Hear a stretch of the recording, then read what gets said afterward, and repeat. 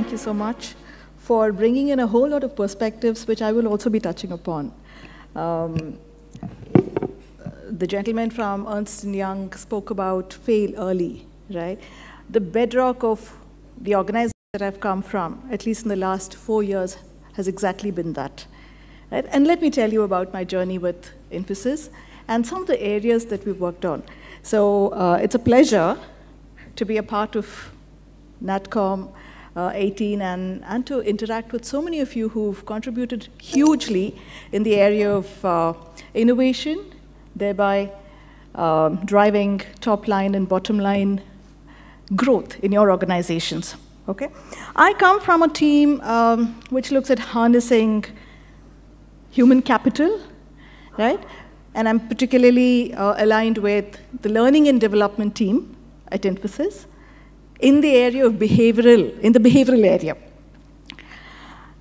And it's imperative for us to reinvent ourselves because of a whole lot of changes in our environment. 74% of the population at Infosys belong to the Gen Y. Definitely we have our Gen X's, Gen Y's, and the Gen Z's are also coming into our league now. And hence, the need for us to reinvent ourselves became really, really important. And hence, this term around innovation, it's been such a buzzword, like you said, in the VUCA world. Apart from a whole lot of other challenges that we've had to deal with, we've also been living these parallel lives. Why do I talk about these parallel lives, right? On one hand, we are talking about moving away from a knowledge economy into an experience economy. And I think it was alluded to in one of the earlier addresses as well.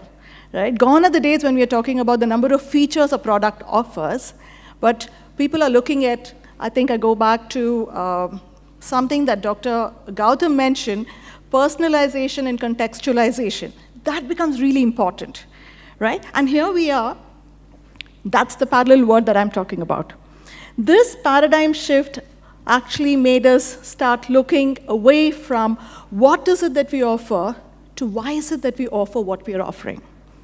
And that change is the reason why innovation becomes imperative for all of us, because of which we have a whole lot of success stories from the Teslas to the Airbnbs to the the Bank of Americas, everyone who's used all of that, and we know many of these examples. Yeah? Which also made it important for people in the organization to go through some of the changes in the fourth industrial revolution. We're moving into digitalization. So what did we do about it? Is it just that? And I was just commenting to my co-speaker that a while earlier, when we had a small little break, everyone was hooked to their mobiles, checking their WhatsApp messages, or probably feeding the Instagrams or whatever that is. Yeah? But the point is, we are hooked to this digital world, which also meant that in an organization that I come from, there was a need for a change in the skill sets. So I might call it archaic, while we are still using some of these legacy systems in our banking and the insurance domains. The mainframes and the .NETs and the Javas became something that was commoditized. We moved on to some of the growth skill sets, which was more about agile, bringing in agility, DevOps, data mining, right? Data analytics and all of it, into something which was more current, trending, and which was the emerging market, which was part of the emerging market, which was AI, IoT, robotics, machine learning. We've heard all these terminologies, yeah? But these are the parallel worlds that I'm talking about. Things that are moving really fast, yeah? Simply because the need has become personalized and it has to be contextualized, and the need is coming from our end users, from our customers. So the parallel part of it is about how do we keep pace? How can we actually catch up? What is the speed at which we need to start working, right? And in this kind of a VUCA world, right, we had 4 years ago, in June of 2014, our former CEO, Dr. Vishal Sikka, who came into the organization, And it was actually a watershed moment for my organization, because we moved from being a very traditional organization into this organization that was willing to reimagine the world, to reimagine the way in which we worked. And for the L&D fraternity, it became really exciting. It was an exciting journey of discovery to find out what actually mattered to the learners. How is it that they could be more productive in the way in which they worked, right? And then we started looking at how it would all converge. What is the way in which we can, bring it all together? And Dr. Sikka presented this approach, which helped a lot of these, dots come together, and he called it the zero distance. I'm sure you might have read about it. Has anyone read about it? The zero distance. He speaks about it. Yeah? Yes? No? No? All right. He called it zero distance, and it was very exciting to hear from him about why he called it a zero distance. He said it was zero distance in the way in which we engaged with our customers. Zero to client. Zero distance in terms of code, the way in which we delivered our technological services to our client. And zero to the value that we articulated to our customers. So the zero distance campaign that Dr. Sikka brought in had these three elements: zero to client, zero to code, and zero to the value articulated.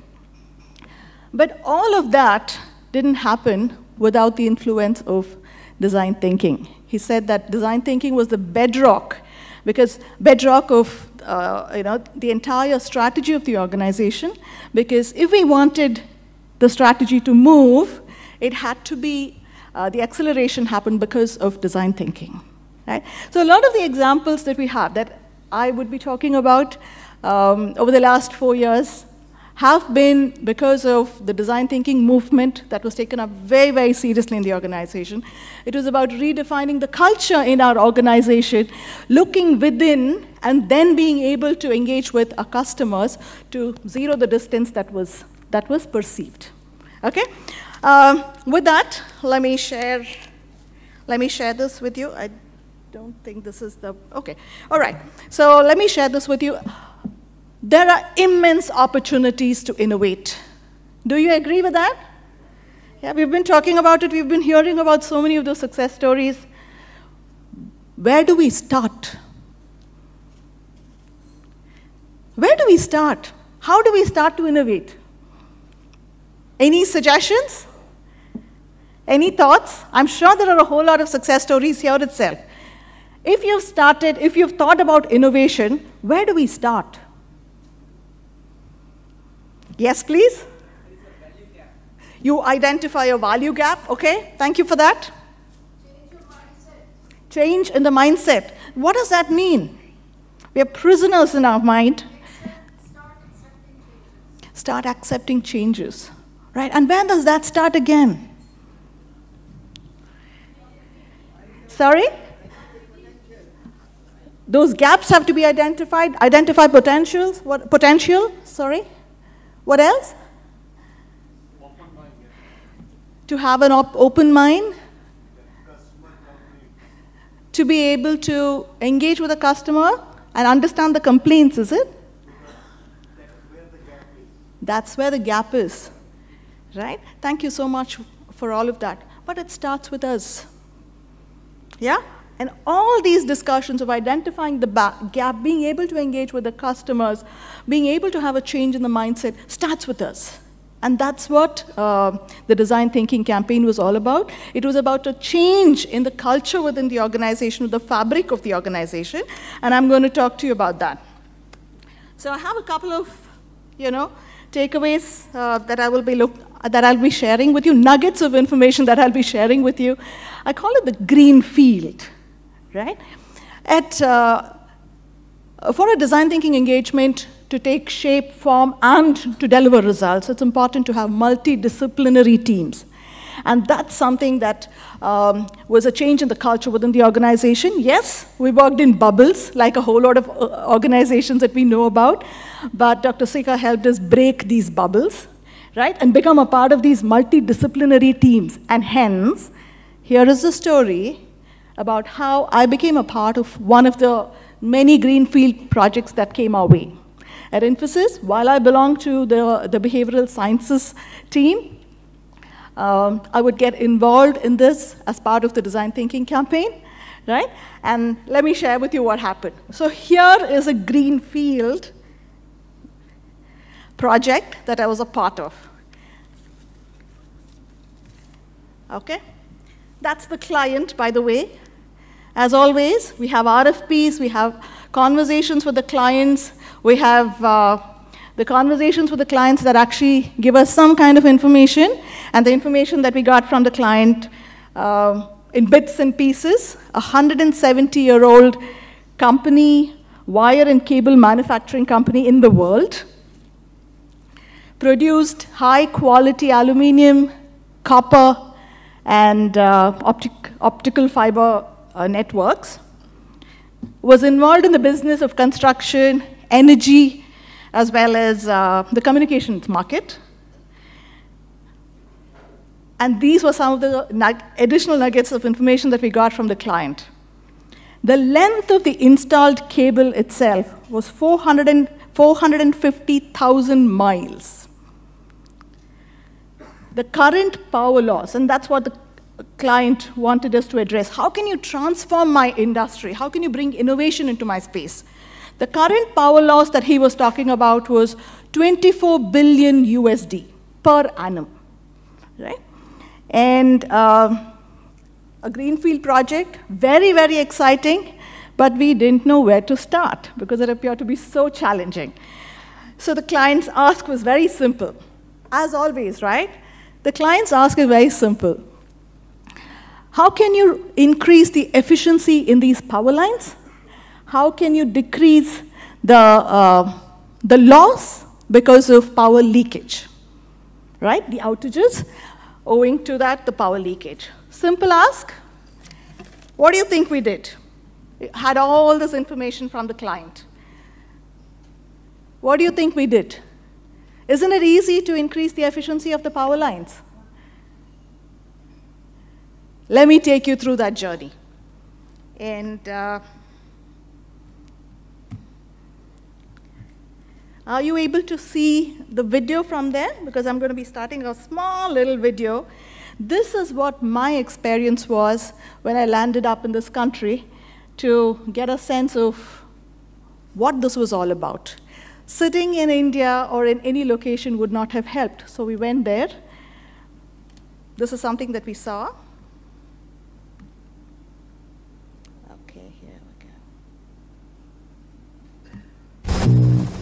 The team from Air 2, a specialist company of power line workers, are carrying out critical maintenance work on some of the most dangerous lines in the world. Working at over 100 feet in the air on live wires at a massive 500,000 volts, they're about to ramp up the risk one more notch by adding water. This is, in my opinion, the most dangerous thing that Air 2 performs. It is, without a doubt, incredibly risky. There's a build-up of bird droppings on the V-shaped insulators. These contaminants can cause a major electrical fault and must be cleaned off. We are still on the Keogh to West Memphis 500 kV line. We tested everything in the tank, in the trailer, in the tank, on the helicopter, and coming out of the boom. Water tested good, we're ready to wash. For such high-risk work, Jono needs an experienced hand. When I first went up and washed my first structure, which was probably about 4 years ago, I was a little nervous. But you got to do what you've been trained to do and get her done. If you don't get a little scared, then you got problems. You're going to get hurt. We've modified the helicopter from its normal configuration to a wash rig configuration. It consists of a 3,500 horsepower high pressure pump. Under the belly is a 300-liter water tank.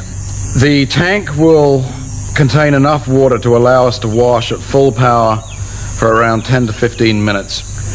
On the other side of the helicopter is an 18-foot insulated washing boom.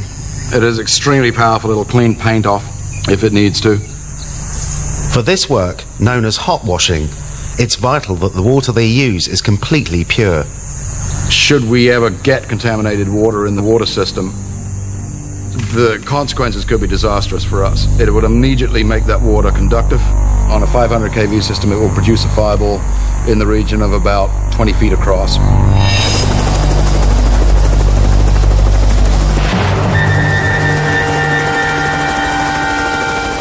Hot washing for me, every time I go in, I make sure that everything is absolutely 100% as safe as we can make it before we even attempt it. And if there's anything that I don't like or I don't feel sure about, I'm done.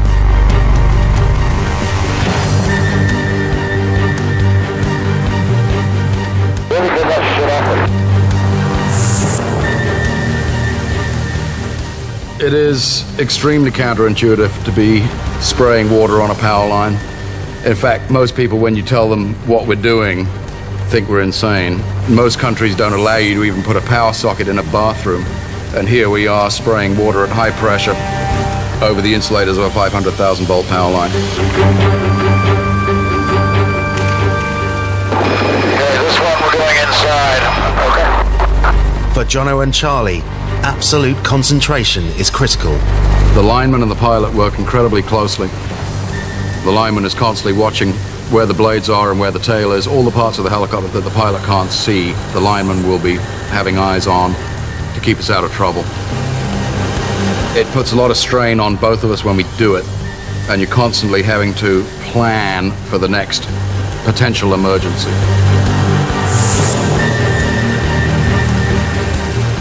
Okay, we're out of water, we're heading back in. Alright, that'll be that then, eh? Okay.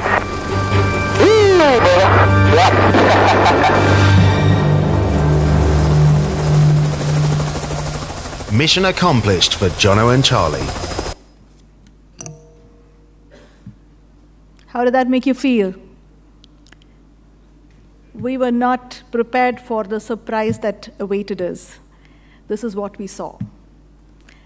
From there, the requirement moved from increasing efficiency and cutting down the losses to how can we redefine, how can we reimagine an experience for the linesmen who are going through this kind of a risk in their jobs. And that's where we brought in a design thinking approach to ensure that this human-centeredness wouldn't go away. When we start talking numbers only, we're only using the left side of the brain. We were all the more enthused to become a part of this project, to add value to the client, but also to make a difference to the lives of these the linesmen because of what we saw, what we observed, and how we had our empathy conversations with them. We had so many more empathy conversations with the wives of some of the linesmen, with the family of the linesmen, just to get a sense of how do they experience the life of their spouses. And it was incredible to look at how they were so ambiguous about their tomorrow. Okay? And hence we wanted to redefine it. To cut a long story short, because this is a one-year project and we are at a beta stage, we were able to bring down the losses. I'll just give you some numbers. We were able to increase the amplicity by 25%. The material cost saving itself was 46,000 per mile per annum. There was a reduction in power loss by 20%. That is about 6 billion USD, right? How did we do that? It was a combination of robotics. We had drones checking those lines. The lines had to be lubricated. As you would have heard, there were bird droppings, there was dust, there was grime, there was fertilizers on these lines, and they had to be removed, and not at the cost of the linesmen who were actually doing that kind of work. We brought in robotics, artificial intelligence, machine learning, and it all came together to give this kind of a value to our clients, right? All of this happened because of the need for us to find the problem and not to solve the problem. If we had used an approach that we would have used earlier, we would have just solved the problem that was given to us by the client. We would not have been able to transform the environment of the client. And hence, the need is for us to start looking at transforming the client's ecosystem, and in order to do that, to be human-centered and to be able to understand what those challenges are. All right?